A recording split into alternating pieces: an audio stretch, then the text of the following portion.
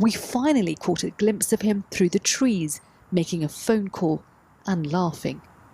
Soon after, he began cycling away from our team, but it gave them a chance to make another approach. Mr. Bruckner, did you kill Madeleine McCann? He didn't reply, Hey, Mr. instead marching over, lashing out and knocking out our microphone, and shouting at our team, who he then chased back to their car.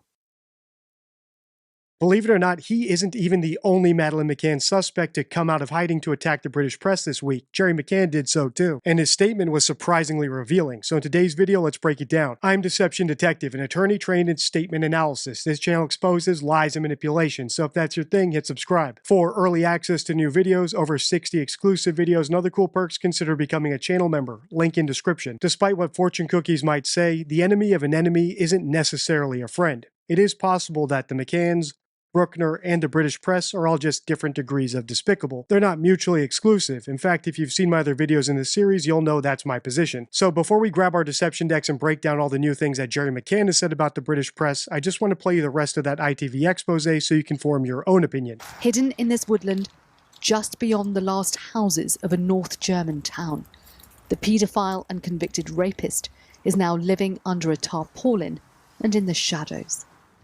But he is under the glare of police surveillance, monitored around the clock by teams of officers tracking his every movement. He has a bike to transport him, sitting outside the entrance of his tent, where we also found half-eaten jars of food, a sleeping bag, and other supplies upon which he appears to be surviving. Brought to him by a team of helpers, allowing him to remain undetected. Also there, his shoes. It suggested he may be inside, but when we approached, he didn't come out or reply. We finally caught a glimpse of him through the trees, making a phone call and laughing. Soon after, he began cycling away from our team, but it gave them a chance to make another approach. Mr. Bruckner, did you kill Madeleine McCann? He didn't reply, Hey, Mr. instead marching over, lashing out and knocking out our microphone, and shouting at our team, who he then chased back to their car. He's a man described in court as extremely dangerous, freed after serving time for raping a woman in the same Portuguese resort where Madeleine vanished. Her disappearance has spanned almost 2 decades and crossed continents. Since his release, towns across Germany have pushed him out, from hostels, hotels and neighbourhoods, after furious protests from locals. When we heard that Christian Bruckner had arrived, we all started to panic. We said, no, that can't be. He needs to leave. We're afraid and we don't want him here.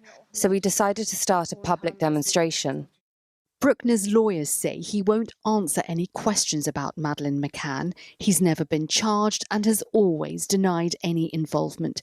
But German prosecutors say he remains their chief suspect. That's the full clip. Make of it what you will. Personally, I just caution you against falling into the trap of binary thinking. Just because Christian Bruckner is a monster who deserves everything he gets, it doesn't mean that the McCanns are good or that the journalists hounding him are noble. Anyway, all that is just background for Gerry McCann's recent calls for press regulations, which were published in The Guardian earlier this week. And because YouTube is an audio-visual medium, I'm going to use a natural reader AI to read it out to us so we can react in real time. Madeleine McCann's father has called for greater scrutiny of the UK media as he told how monstering by sections of the press had made him feel as if he was being suffocated and buried.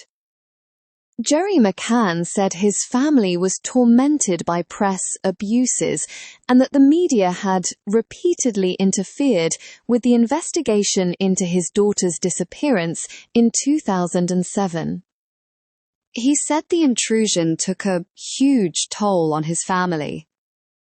We had sustained interest and misleading headlines for 15 months or more that forced us to take legal action to stop it, he told the BBC Radio 4's Today programme.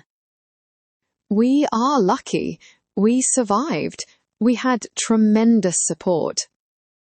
But I can promise you, There were times where I felt like I was drowning, and it was the media, primarily, not the situation we were in, being declared arguido.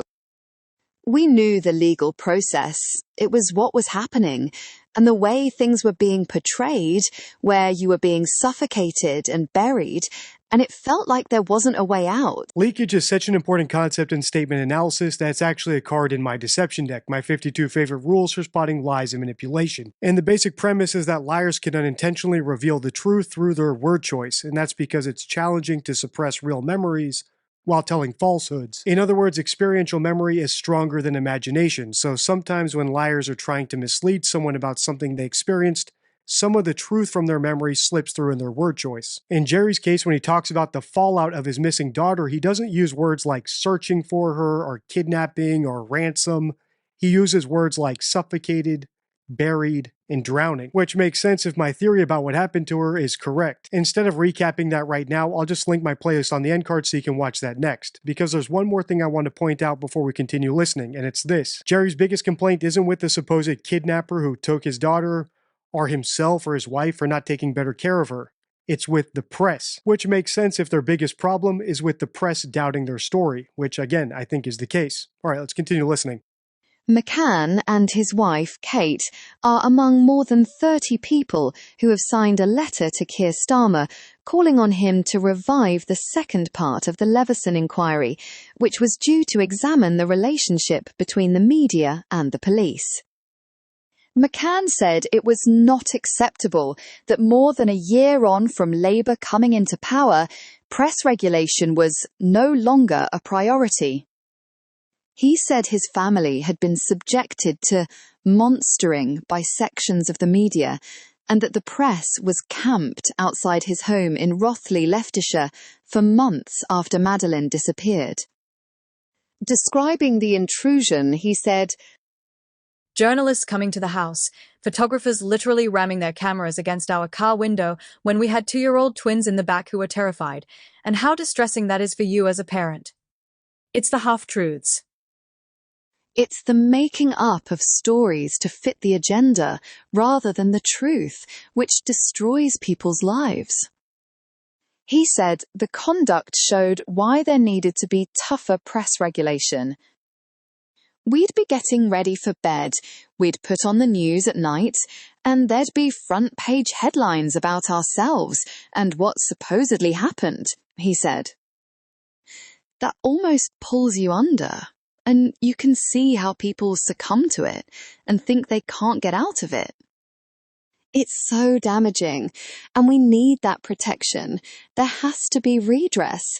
And at the minute, for most of these mainstream media, there is no redress. They don't investigate, they don't uphold complaints. Once again, Jerry uses words like pulled under when he thinks about his missing daughter, and once again, his priority explicitly is muzzling the press rather than finding her. And once again, I think that's because he already knows where she is, and he doesn't want us to find out. Again, I'll put my entire playlist about this case on the end card so you can binge watch that next. For now, let's continue with this article because it gets even worse. Listen closely. The Culture Secretary, Lisa Nandy, said a second phase of the inquiry had been ruled out, and the media landscape was now very different. "We were very clear before the election that we weren't going to commence the second part of the Leveson inquiry," she told the Today programme. "We share the view of the previous government that the situation has changed profoundly since the second part of Leveson was recommended. People now are more likely to get their news online from a whole variety of sources, which has thrown up new and different challenges." She added on BBC Breakfast, "It's a really difficult thing to get right, because we've got to balance the rights and needs of victims and survivors with the need for a free press. But I do recognise that action is needed in this area, and I'd be really happy to meet Mr. McCann to discuss it." Madeleine disappeared from the Portuguese holiday resort of Praia da Luz in 2007, aged 3. Jerry McCann said it was absolutely dismaying how the press had repeatedly interfered with the investigation. Published material which should have been confidential should be passed on to the police, witness statements, many other things that have gone out. So if you were the perpetrator, you knew a lot more than you should have done. He said the hope he would find his daughter was slim, but it's not extinguished. I'd love to find her alive, but we need to find out what happened and bring whoever's responsible to justice, and other children and people are at risk while that perpetrator is free. Think back to how I started off this video with an expose of Christian Bruckner, the supposed #1 suspect in the disappearance of Madeleine McCann. Do you know how much attention Jerry and Kate McCann paid to him? As far as I'm aware, none. Similar to how leakage exposes liars by the words they do use, I think the McCanns exposed themselves as knowing that Madeleine was never kidnapped by the lack of interest they showed in Christian Bruckner. In other words, all their lofty statements about wanting to find Madeleine and wanting to investigate don't match their actions, which almost exclusively consist of shutting down inquiries and investigations into Madeleine's disappearance. Like, comment, and subscribe for more. Until next time, stay true.